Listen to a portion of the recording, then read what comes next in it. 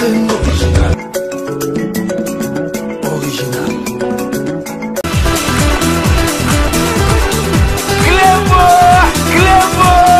Original. Salut et bienvenue sur cluboriginal.com. Merci de votre fidélité. 5 minutes avec César Ngadi. Tout le monde est d'accord et il en restera ainsi pendant longtemps. 5 minutes, il y a les lots boyebi qui actualité, ils allaient vraiment fourni nakati mboko na biso, mais na décidé que na 5 minutes nazo parler sujet kaka moko na émission moko, contrairement na ba 5 minutes mususu na bandai ko sala na bandai ko aborder ba sujet et belé nakati et puis minutage pe et bandai ko koma et belé. Donc merci une fois de plus na fidélité na bino na ko cesser jamais ko remercier bino pour la dite fidélité. Donc 5 minutes il y a les lots tokolobela budget oyo l'état na biso a adopté, a validé le conseil de ministres extraordinaire ou salamaki boyebi ke budget na biso ya mboka na biso et bandaki koleka à peine 5 milliards. Donc pour la première fois depuis 59 ans il y a indépendance en mboka na biso, depuis Congo, Zaïre et Banda, budget na biso nanu et atteindre 10 milliards de dollars. Mais maintenant c'est fait grâce à président de la République Nabiso Félix Antoine Tshisekedi à peine 9 mois, donc à battre record nanu et salamate namboka Nabiso président Awitiko Yakaka a sali 9 mois a commis budget amboka Nabiso na 10 milliards a commis budget amboka Nabiso na 10 milliards, mais to monaki batuloko la bamatata mponyo, donc ex premier ministre mboka na biso alobaki no eza impossible ko sala matenga na zai premier ministre, donc budget ya 10 milliards et ko sala matenga mboka na biso Félix Antoine Tshisekedi akozwa mbongo wapi. Mais bo monike et salami bamatata mponyo azali ko lobandengo na po bango nyoso tu bazali ba miyibi ba fakwa ya mboka na biso, malgré tout atonga soki ba université kuna na maniema na mboka na ye, mais batu wana nyoso tout en justice ne président de la République a lobaki et ko zala vraiment structuré batu tout wana bako lekapo ba lakisa ba mbongo wana soki bazwaki wapi. Soki matata mponyo azoloba ndenge wana zalaki premier ministre ya Kanambe, donc bango mbongo ya budget alaki bango te, donc babandaki ko yiba mbongo ya wana bomonaki mbongo ezalaki na keste ya wana abandaki ko mona que ezalaki impossible. Mais maintenant c'est chose faite de bomonaki, donc budget 2020 ya mboka na biso ezali na 10 milliards de 10 milliards de dollars, une première dans l'histoire en mboka na biso et salamanamte, et puis présent à salika à peine 9 mois. Donc pour bomonake ba o bazalaki avant volonté zalaki te bazaki ba fa kwa ba miyibi numéro 1 ye moko muyibi ezali Kanambe numéro 1 ya ba miyibi. Donc ceux qui mboka na biso justice komi penza ndenge sengele komandenge président de la République azali koloba, donc mutali boso bako kanga à se justifier zali Kanambe parce que ye mutazalaki fa kwa numéro 1 ya on bomonaki batutu bazali na se bazali koyiba parce que ndenge na lobaka que l'exemple vient d'en haut. Donc ce qui moutali kolo azo pesa exemple bato assez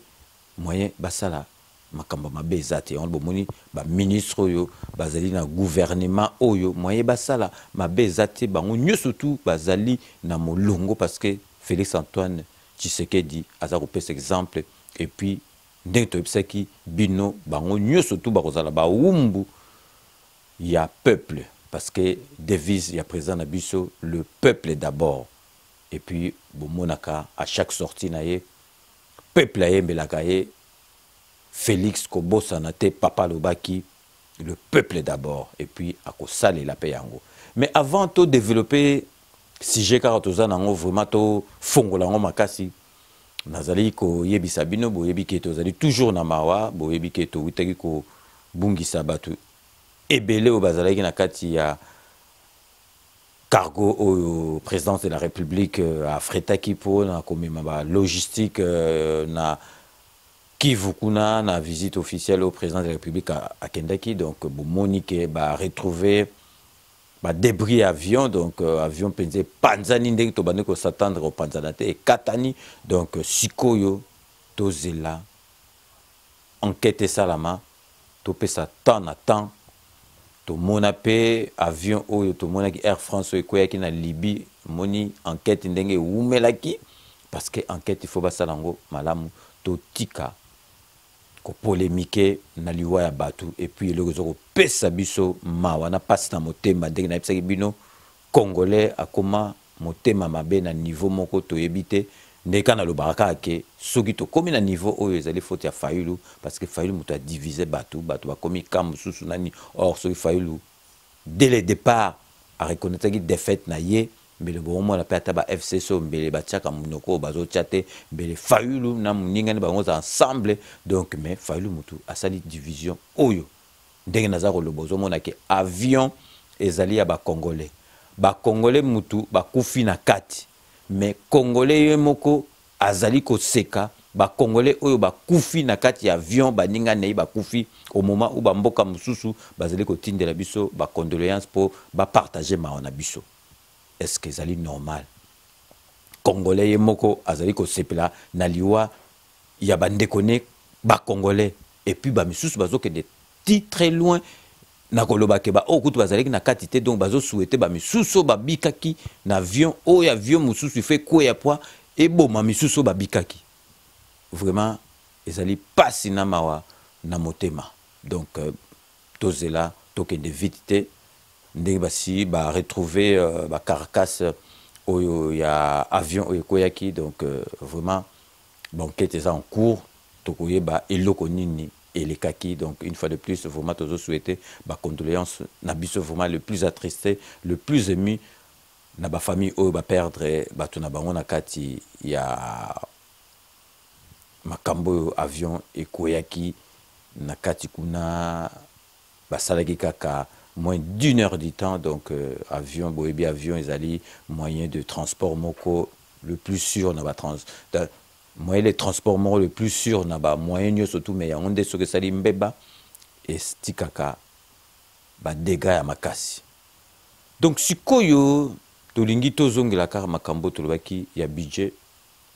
2020 boyebi ke président na biso abattre record dans 8 mois 9 mois donc budget mboka na biso est passé de 7 à 10 milliards donc on a le salamate et on monaki tout lokola matata mponio muzitu bazali koloba mutu lokola muzitu akoyi koloba kutute mais azali koloba les premières fois quoi ya ba premier ministre baleka na mboka na biso o ayiba neti muzitu azalité muzitu lelo ako marcher contre la corruption mais c'est qui c'est ngai muzitu azali ko marcher contre la corruption ezali neti diable azali ko marcher contre ba péché donc muzitu muyibi yemoko azali ko marcher contre corruption donc c'est qui singai donc ce cas azali mutu moko akoyoka soni mbele akosala kutu makambo wana te ezaka neti diable azo marcher contre ba péché donc ozomona ke ezali na sens te po bomona ka ke motema mabe oyo ekomi na biso depuis Félix Antoine Tshisekedi président na biso a commis na pouvoir qui motema mabe ba congolais bimi mais batu bazo bossa na keto witi musika makambo eleki na mboka na biso na côté ba élection et salami lokola na ba pays moko civilisé bino boka sa pe na boule penza ya kanamba zalaki wana boule na penza zalaki atika pouvoir azalaki na boule atika pouvoir te mais o eleki to comprendre te nani yango penza ko boule ke Félix Antoine Tshisekedi ako lia Shadari bato abulaki te bo mona bino moko Shadari donc dimanche azo que nous voter azo ba déjà qui a commis président de la République donc bazalaki trop sûr mais ma ju o eleki na kati président Félix Antoine Tshisekedi a eu pouvoir to komi tozo mona ngone tliseki octo biki na ben décembre bato balingaki ko kufa donc boye bake nzambe alingi mboka na biso nzambe alingi mboka na biso donc wana penza boyeba yango mais peuple congolais bozomona ba pays mususu ba Congo Brazzaville Sassou Nguesso banda Mobutu azalaka kaka bomonaki vidéo to tshela bino ba Camerounais bazol ba keso bino bolingi na bino Félix Antoine Tshisekedi te bo pesi biso Félix Antoine Tshisekedi biso to pesi bino président na biso a pas président na biso to pesi bino susu donc parlement na biso mobimba na sénat na biso mobimba mais biso moko tozali ko ba valeur à président na biso te ndeka congolais azalaka congolais au préféré na ye a aider étranger netu to salaki to eda kanambe yebaki kolata te koloba te eloko moko te biso moko to lakisi après siko kanamba comprendre ndenge biso to zalaka akomi ko diviser biso kanambe soka bandai ko voyager te bato beso oh Félix Antoine Tshisekedi azo voyager mi kanambe soka bandai ko voyager te parce que il avait des problèmes d'expression akoko kende na ba voyager te parce que il faut aloba na monokoni bomona Sonia yogisa biso na conseil ya Nations Unies kuna conseil sécurité ya Nations Unies donc bino moko bomona rango de ezalaki Sonia sala biso ya on a Félix Antoine Tshisekedi il faut bimaka alongolaka bo Soni wana bino moko bomona ke présent na biso donc to lobite ke français faut mutu toi ba obie soko yebi français oza muto mayele parce que okoyeba minoko belé français ali langue net minoko belé oza ko ovandaki na Allemagne oyebi ki allemand ok na Portugal oyebi ki portugais ok na Espagne oyebi espagnol oye na France oyebi français et la cité que ozali ceux qui mayele mais ezali moyen de communication parce que avant on s'intégrer na mboka moko il faut abandonner la langue parce que ceux qui oyebi langue ya mboka anate intégration okosala yango ndenge nini bozomona président na biso azosala ba discours azosala ba interview sans papier sans oreillette kanambe boyebi ata batieli papier azotanga me bakomeli une ya omona un aucune raison Papa Joseph on dit aucune raison aucune raison Papa Joseph on dit aucune raison omoni ba preuve na kochela bino susu bino moko botala kanambe ata bakomeli me azosala ba faute aucune raison Papa Joseph on dit aucune raison aucune raison Papa Joseph on dit aucune raison pour bomona ke kanambe donc vraiment kanambe azali mutu moko na ba makambo tout ezali koleka parce que tozali ko se réserver tozila banquête ezala mais soki banquête et pesi ndenge tozali koyoka boyoka makambo oyo tokoloba mais boyeba ke bato tout bazali na pouvoir na bato tout bazali pembeni bakosalaka 5 ans jamais na président na biso Félix Antoine Tshisekedi bakosalaka yango te parce que bazali na même idéologie ya président na biso ezali pour na peuple mais jamais bato bazala na baza compatibilité mais siko bazali obligé ba travailler na ye parce que ye mutu azo kopesa bango ba mitindo bazali na choix te bakomema yango mais ils seront tous déboulonnés donc boyeba yango pe bokango na mutu donc bakozala déboulonnés après makambutu et kozonga vraiment en ordre tokokoma biso na biso nalingi nasala nafungola parenthèse moko na kokanga yango pe mbango bato musu ba César Ngadi yo jalelo César Ngadi oboyo zoro loba makambu musunga bitala omoni bino bozo comprendre te biso toza ba pro Félix Antoine Tshisekedi toza net nga na zap tozali nazali collaborer à Félix Antoine Tshisekedi RD Congo Info Cleboa original.com ezali na sima président de la République ezane tozui canard enchaîné aux otanga journal wana ko s'attendre te que critiquer gauche ou bien donc biso tozali awa na ko critiquer certes ndena lo bagi faisala critique mo constructive mais beau s'attendre te que ceux qui au côté na Cleboa original 5 minutes avec César Ngadi tout le monde d'accord oyoka makamba buzoba soki bolingi boyoka babuzoba na bino de bo mesana boyebi ba adresse na bino place bo kende boyoka mais beau s'attendre te ceux qui bo fongoli internet na bino boyoka Cleboa boko s'attendre na babuzobo boyoka ka esika mususu et puis jusqu'à preuve du contraire ezali ngam na tinda rabino botala émission na ngate na ebisaki bino oya monique elengite ou bien tinate atalaka émission na ngai te atalaka émission te ya 5 minutes avec César Ngadi natindaka mutu te natindaka mutu moko te mais nazana respect na bino na batu oyo batalaka émission na ngai mais bo s'attendre te que ceux qui ndenge nini bozali conscient bino moko bofungola ka internet na bino ngam na tinda bino te mais boye ba keso bo koti na 5 minutes avec ces angadi bo s'attendre te que bo yoka ba bilobela o neti bo yoka ka epai mususu donc biso tozali ba collabo ya Félix Antoine Tshisekedi parce que to Monique azali mwana mboka azo sala makambo o bino mo bomoni nanu salama te na mboka na biso dans 8 mois donc vraiment totikela mwana mboka na biso temps à sala musala donc totika ko condamner ndé balo na justice ko condamner par défaut mais congolais karaboye to yebi loko ni to lingité mais boye baka ke Félix Antoine Tshisekedi azali mwana mboka azali mwana nzambe donc likamba mabe ekoyela été azana mission oyo nzambe atindakiye akomema yango ti nasuka donc loko na lingi na yebisa bino ka moi parenthèse mo na kangan pe noki yango wana et puis na lingi na yebisa bino susu kalate bomonaki bandeko na biso mibale donc bakomaki ko grimper net ba makaku na ambassade na Tongo batu balali donc bomonaki to yebisa bino ke oleka boyete donc ambassade de bozali komona papier wana ambassade ya Belgique est porté plainte contre ba individu o bakende kuna bandeko na biso donc otoko tanga sous kombote boyebi bango donc justice ezasiko en cours ba porter plainte moni na lettre nde ba omo akomike makambo ya bandengwana ekoiko tika la ndengwana te ndenge banda iko tika la donc ba porter bango plainte toko landa yango na bokebi nyoso tout pour to pesa bino ba suite donc avant de continuer to remarquer vraiment pause bo landa quelques réclames ya cleboaoriginal.com na site na biso na site na bino bino bolanda Sepela TV et yena makambu ya sika lisusu o ba chaîne ya France eza na kati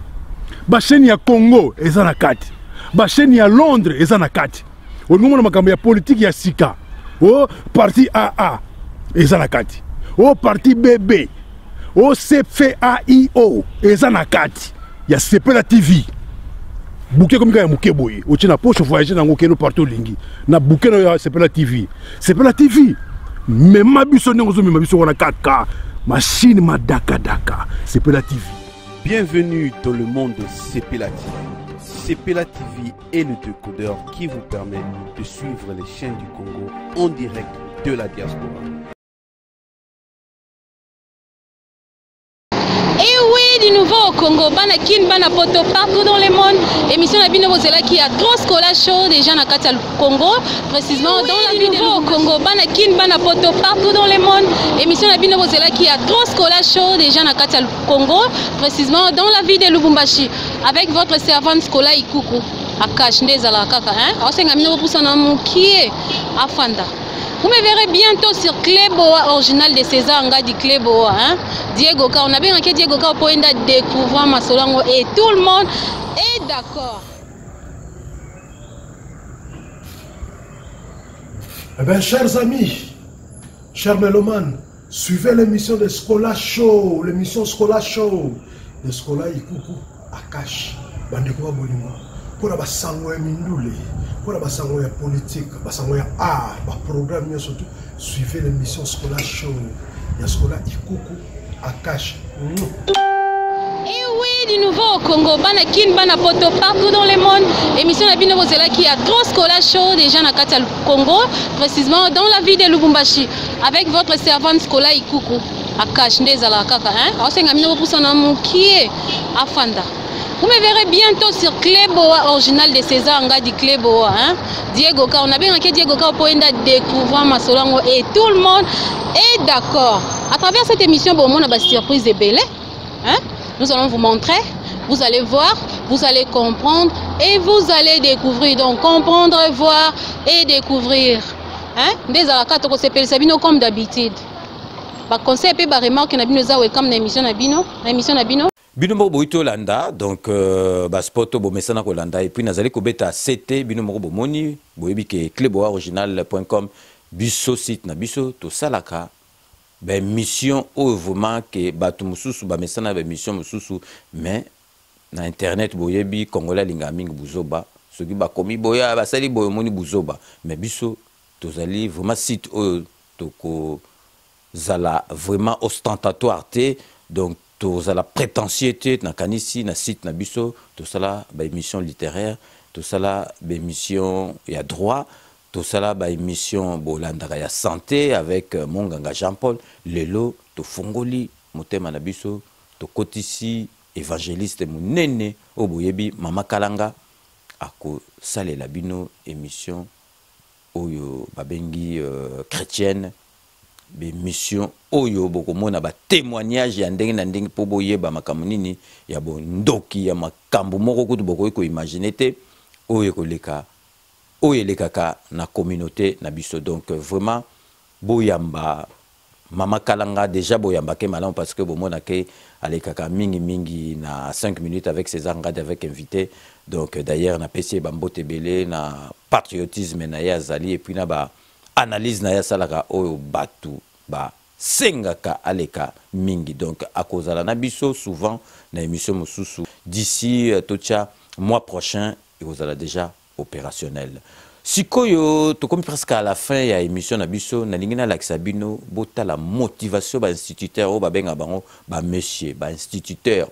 ya école primaire parce que salaire na bango na ba avantage tout o ba bantayi ko zela boyebi ke école gratuite komaki ba to ba spéculer école gratuite komi bana ba komi belé ba professeur ba monsieur ba zo sous le côté mais ba monsieur ba zu biloko nyoso tout ba s'attendaki nazola kisabino photo botala bino moko na photo botala position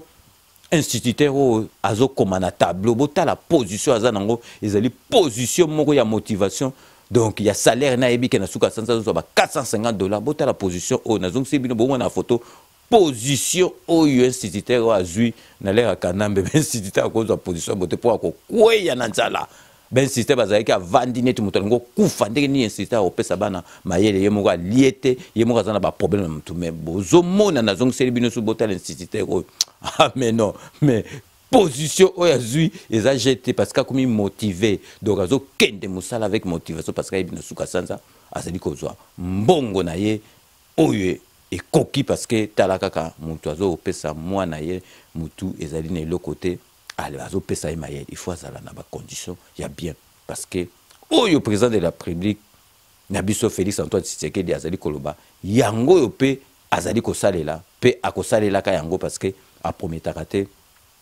pour ne rien faire. Donc vraiment bino moko bo moni na kanisi ba misu ba sekeza ko sekate bota la profo na zong seli bino su parce que l'air kanambe ba professeur motivation si la ki prof ko beta écartement ba jambe boité en même temps zo comment parce que ko kweya na nzala mais avec Félix Antoine Tshisekedi professeur apé akoki ko se permettre na yango parce que azako zo salaire na zo sa bino ba salaire ba instituteur ko ekomi ba $450 ba zo yango te na l'air kanambe donc kanambe kutu akoki ko pesa bango yango te.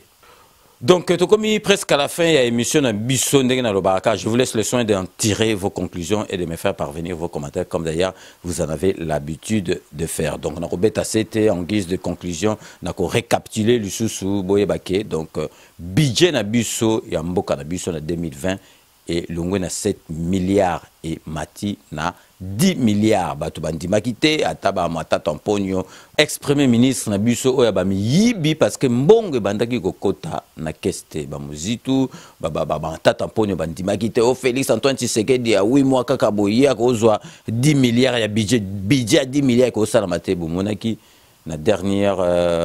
conseil de ministre extraordinaire au président na biso a président qui bomoni ba voté yango donc 10 milliards wana ekomi vraiment officiel ya mutu ekosimba makambo donc vraiment tozala na confiance na président na biso oyo azali ko sala nyo surtout azali na souci ya mboka et puis na epsaki biope donc ba retrouver qui donc ba débris ya avion oyo koyaki malheureusement donc vraiment jusqu'à présent Toyoki que donc on peut prendre son conditionnel na spécial Togo on a conditionné pilote mokonde donc abikaki nde ya wana lobaki soki mukolona yote ezali mokonete nzambe mutu atiaka mokola ko kwa na avion sur les jours na yote okobika donc vraiment totika enquête salama tozala vraiment apaisé tozela banquête salama sur banquête salami tokoyeba makamunini et les kaki donc c'est ainsi que s'achève ces 5 minutes avec César Ngadi. Merci de l'avoir suivi. Nous allons nous retrouver dans le plus bref délai, donc c'est-à-dire dans 24 heures pour un nouveau numéro. Cette émission a été réalisée par Doudou Swami Doudoulé Restez connectés sur Cléboa Original, vous n'avez pas tort car c'est l'un des sites, pour ne pas dire le meilleur site de la diaspora congolaise qui est là pour éveiller votre conscience. Donc nous allons nous retrouver dans le plus bref délai. D'ici là, portez-vous bien et à très bientôt. N'oubliez pas, tout le monde est d'accord et il en restera ainsi pendant longtemps. Kanambe, bozala calme, ndenge batukutu bakomina ba kanda oyo kanambe sogabiki lobakarake nzambe azate na mukilo kanambe akozwa masolo na mpunchu to na dikosi abu pia tovandi nie na mboka na biso. À très bientôt.